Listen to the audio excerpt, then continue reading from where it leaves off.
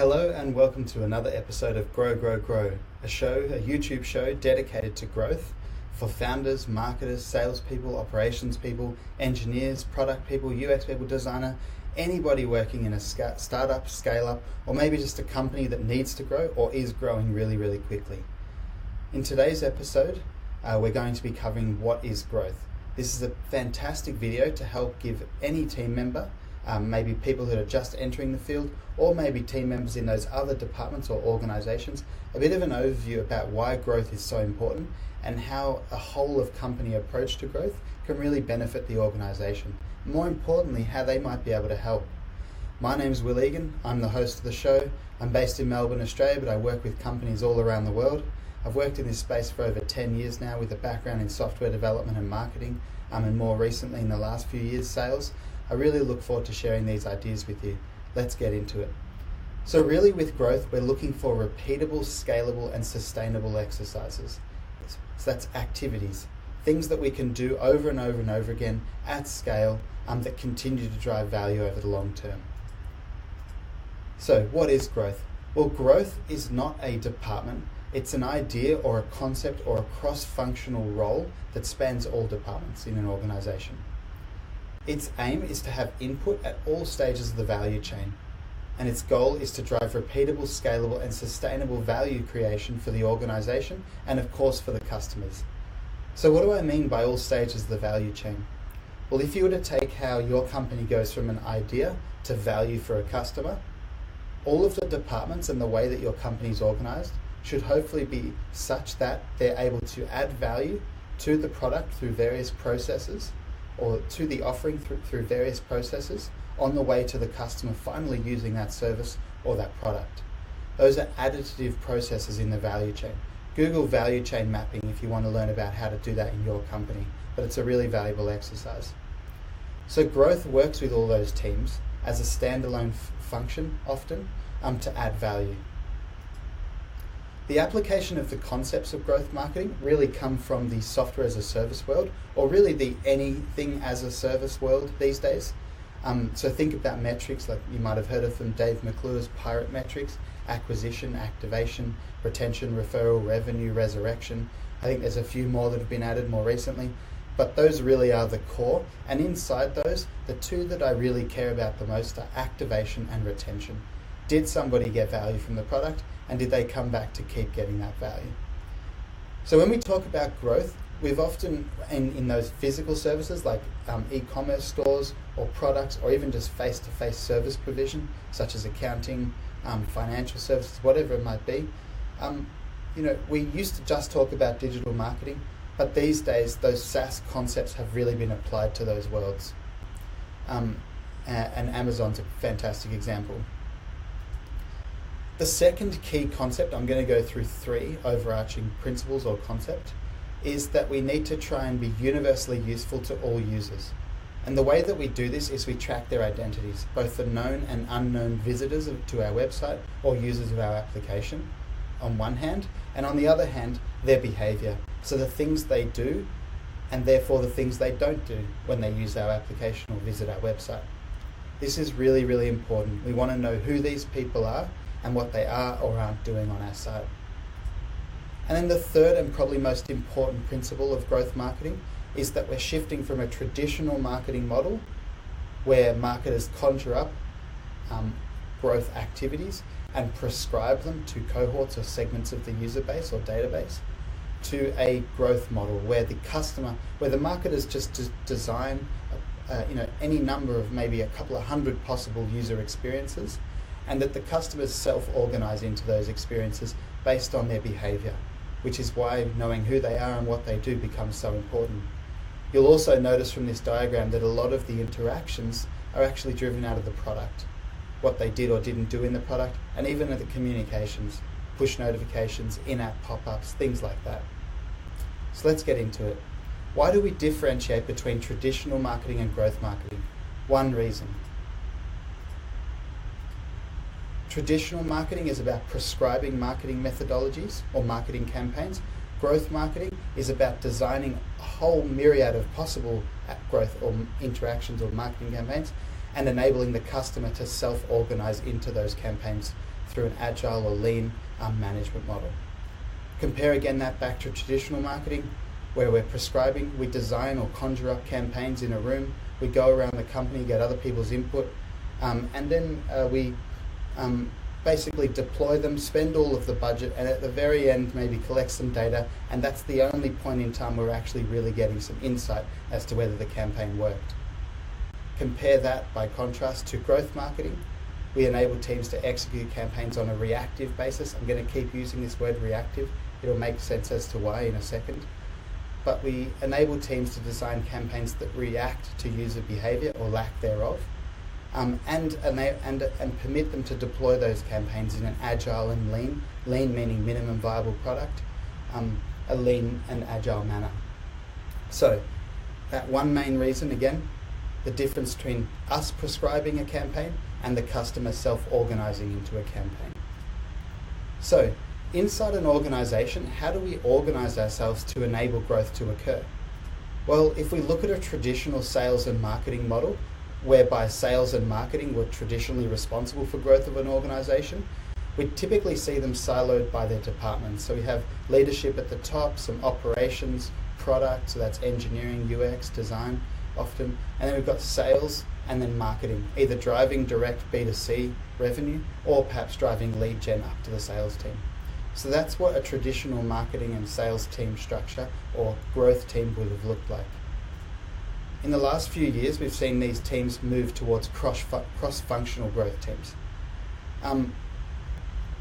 Where this has been a little bit confusing is that a lot of organizations have left in place their head of sales or their head of marketing, and more importantly, those departments in their own right, and placed alongside them a cross-functional, meaning it can span all different functions of the organization or all different elements of the value chain, and have additive input or improvements on those components of the value chain from a kind of independent basis.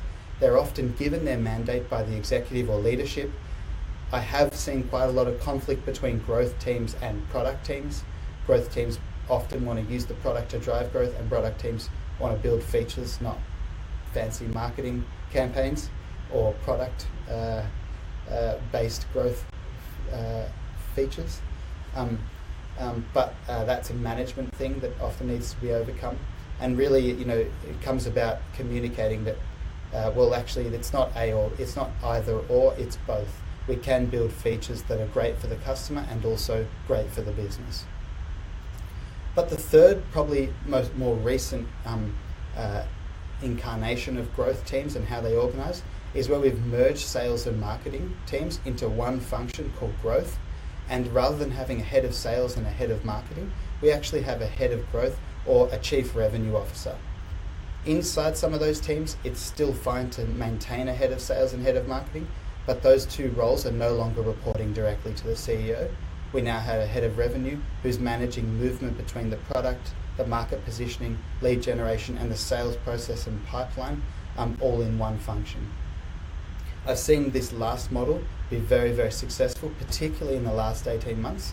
And I would say in the next kind of year to 2 years, so by 2022, this is probably the default way that startups or scale-ups organize to drive growth in their companies. So let's come back to this word reactive. Why do we use it? Well, companies now need to react. They can't prescribe anymore. They can't prescribe marketing and growth campaigns onto their user base. In 1935, when a company became one of the largest 500 companies in the US, they would remain one of the largest 500 companies for 90 years. By 2027, when a company becomes one of the largest 500 companies in the US, it's likely that their lifespan will have reduced to only 12 years. So, just as much as we love the fact that it's easy to build epic, scalable, worldwide, global, high-growth businesses quickly, and it seems like every social network, for example, seems to get, to 1 billion users faster and faster and faster than the ones that came before it. TikTok's a great recent example of that. Just in the sense that it's in the same sense that it's easy for these companies to rapidly scale, it's getting faster for another competitor to come in and displace them, or for those large organizations to rapidly fail. So, how do we understand what reactive marketing looks like or reactive growth looks like? What I want to do now is apply a concept called VUCA. It's a concept from the US military. It's basically like a SWOT analysis, except you've got no strengths and opportunities. So a perfect SWOT analysis, or a perfect way to analyze what is going on during war: volatility, uncertainty, complexity, and ambiguity. No strengths and opportunities. Right? So let's look at volatility. Volatility in growth really looks like this. Change is constant. It's accelerating. And when you find a competitive advantage, it's getting harder to maintain. We see competition emerging everywhere. And really interesting point is that we're now seeing brands struggling to outlast their products. Coca-Cola Life is a good example of this. A unhealthy soft drink company making a healthy soft drink. It didn't work. The brand overrode the product, and consumers didn't want to buy. Right? But if we look at volatility in the digital space, let's try and quantify that. So here's a chart of the average movement of positions. So from the starting position on day 1 to the ending position on day 2, or within a 24-hour window, of apps on both the Google Play Store, that's the green line, and the Apple App Store, that's the blue line. So what this basically shows us is if I go to a company that started in position 100 and maybe 10 at the start of the day, by the end of that day, it could have moved 300 positions back into the listings. So it's ended up at position 400. Right? Now, the spikes on this chart show you that volatility. Why I include it though, it's not because it's something to be scared of, or it's something necessarily that you need to track. It's more the fact that all of this change is happening whether you like it or not. Now, what a growth team needs to be able to do is know when it happens and why it happens, so that they can replicate it. If a growth team's not observing these things and your business relies on app installs as a key driver of growth, then you won't know whether a campaign has either had a negative impact or a positive impact, or whether a totally independent variable, something you're not even tracking, maybe it's referral based, maybe it's the presence of an influencer mentioning the product, has driven massive user installs, and why. Another example of volatility really comes down to retention.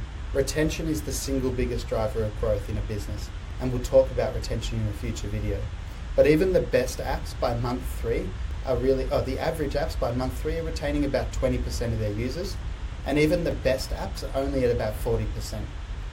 So if we're looking at the cost per acquired user up until the point of when they create an account, and not the cost of a retained user, a cost of a retained user is actually 2.5 times in the high performing apps and 5 times in average apps the cost of user acquisition. So if your cost per acquired user is, let's say, 3 times your lifetime value, a third of your lifetime value, but your retention rate's only 20% and you think you've got those good unit economics already, maybe it might be worth looking at retention, because your cost per acquired users could actually be 5 times more than what you think it is, and therefore either disproving or proving that one channel or another, or one strategy or another is worth doing or is not worth doing. Let's look at uncertainty. So uncertainty for me in marketing and in growth and sales really looks around these things. Returns are hard to predict, they're hard to guarantee. Things that worked 6 months ago, the tectonic plates can shift and they're no longer working today. It's become easy to build brands, but it's also easy for them to fail.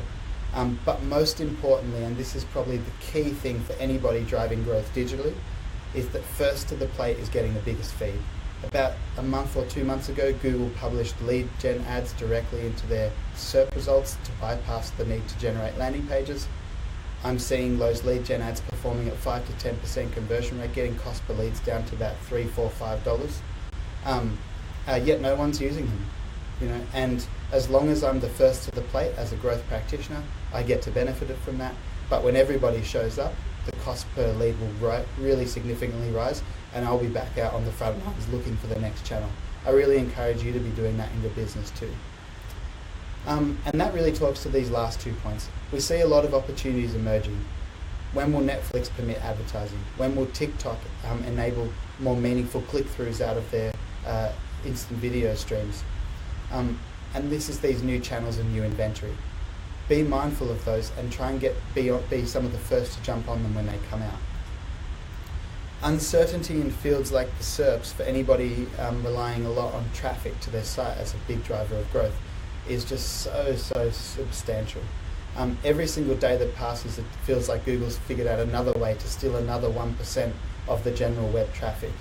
In July this year, at MozCon, Rand Fishkin presented on the fact that June was the first month, I believe, or maybe it was May, was the first month, May 2019 was the first month where the majority of searches on Google did not lead to a click to a landing page. We clicked over to 51% of searches taking place in Google stayed within Google.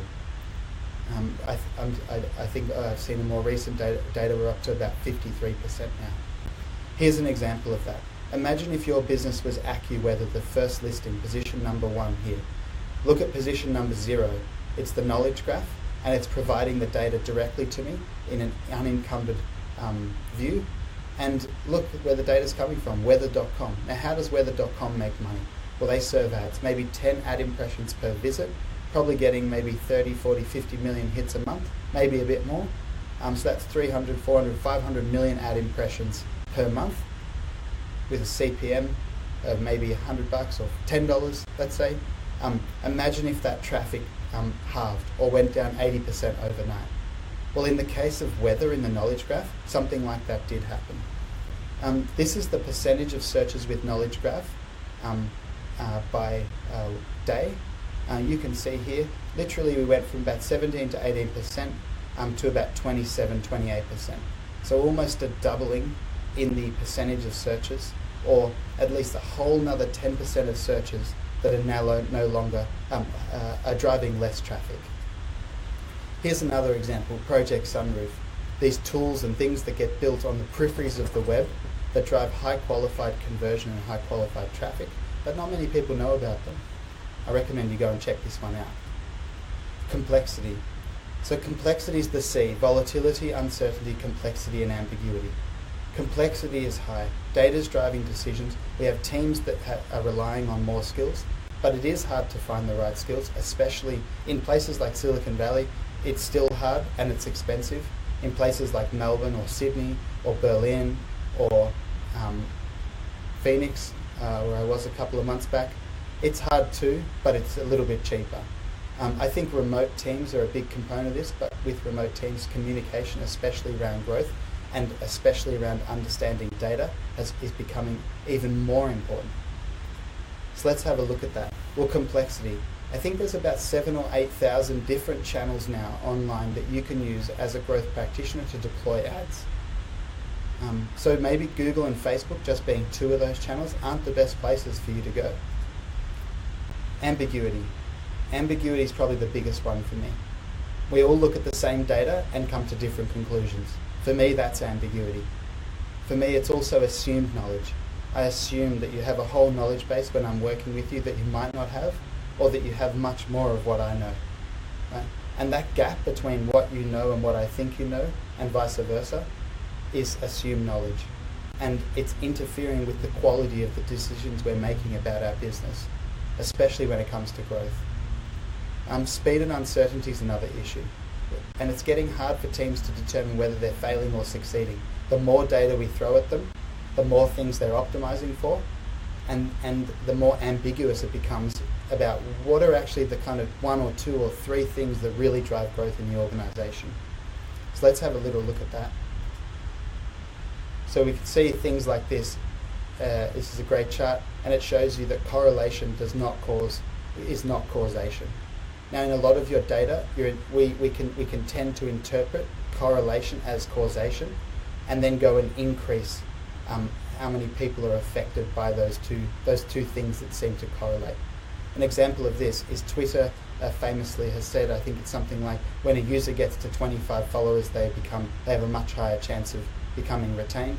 And so during onboarding, Twitter changed their onboarding experience such that you could just click a single button to follow 25 people, as though that would suddenly make you more likely to be retained. That's wrong. That's a correlation. It's not a causation. It's not that people who once they follow 25 people, become more engaged. It's that people who are more engaged, on average, are following 25 people. And that's more of a correlation than a causation. Here's another example. Look at this campaign. Is it failing? Is it succeeding? We've got open rates and conversion rates that are higher than open rates. How is all of this happening? Now, most people would look at this and not really know what's going on. Be very, very mindful of that in your team. Maybe we have in our organisation a data dictionary where we define all of the metrics that we care about in human language, such that you can look at it and grab the number and then clearly understand and interpret what it means. So, why does all of this matter in your growth team? Well, it's about giving you clarity, right? And enabling you to mitigate risk. The biggest way that you can do that is focusing. Focusing on the marketing or the growth activities that create real value for your business.